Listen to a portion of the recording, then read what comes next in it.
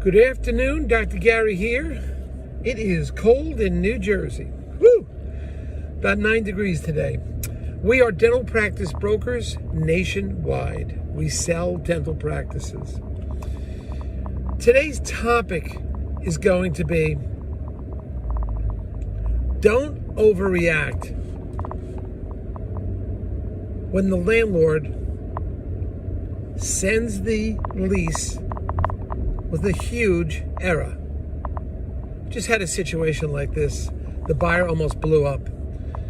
So anyway, we're going to talk about that, what that incident was, and you have to just hold on. So anyway, we're now at 22 states, 10 employees, and we have now working on the states of Utah, Nevada, New Mexico. Soon will be Colorado, and then Texas. We're excited about that. We're going to be going out, in fact, next week, I think, to New Mexico. I have like 5 offices to see. That should be quite exciting. So all the information you're about to hear is for entertainment purposes. It is not legal or business advice. Our phone number is 201-663-0935. And our website is dentalpracticeguide.com, Guide. We are here to help you, whether you're a buyer or a seller. We can assist you. If you're a seller and you're selling to a large DSO or thinking about it, we can assist you there because they will often pay our commission. There'll be no commission to you. Virtually every DSO I work with pays my commission, and a few of them will also reimburse legal fees at closing. They'll reimburse it to a successful closing. So we got to, we have the contacts for you. If you're a buyer and you're just starting out, we're here to help you also. Please go to our website. There's quite a bit of information on there that you can learn about. dentalpracticeguide.com. So anyway, what is today's issue?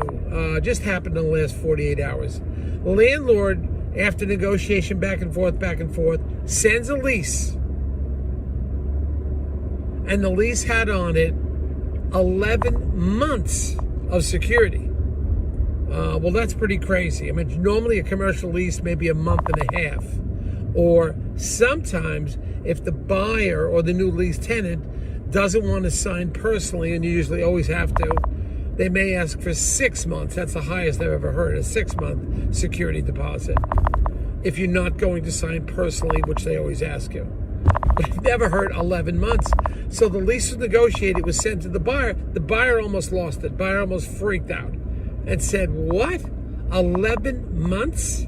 This is crazy. What's going on? Now the buyer's starting to get shaky. It was almost pretty much a deal breaker at that point. Times like that, you need great attorneys, cool head, warm hearts. Let's figure out what's going on. And sure enough, what happened, it was a clerical error in that the buyer had written their, the buyer had applied for the credit, the credit application. The landlords always fill out.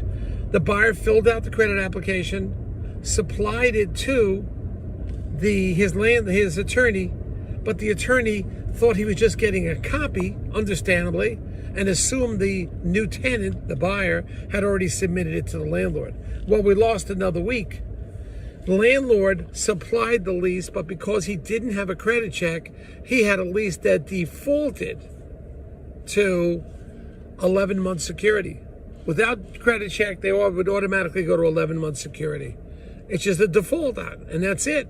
So the secretary sent it out, didn't see a credit report, didn't see a credit check, defaulted to 11-month security.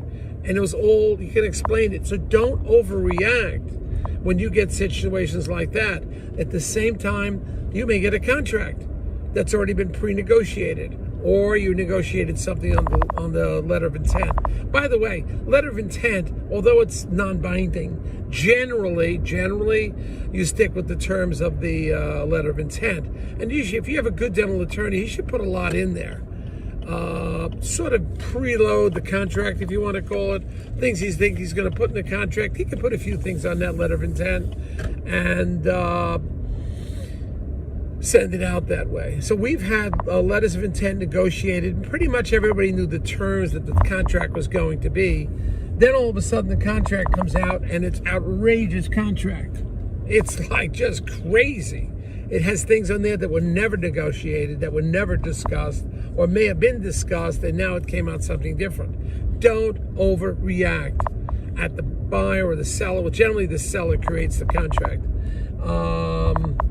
But in this situation, the seller, whatever, the seller's attorney created the contract, the buyer got the contract, buyer started flipping out because there were items on that dental contract that were like just crazy. They should not have been there. So what happened was, once again, there were just some errors on the contract. So those errors were straightened out. Again, I say, don't overreact. Just relax, don't overreact. We can get it together. All right? It will happen. Your attorney, who's well seasoned, will talk to the other attorney and just explain something's going on here. We didn't discuss this. The attorney may not have seen the final typed dental contract.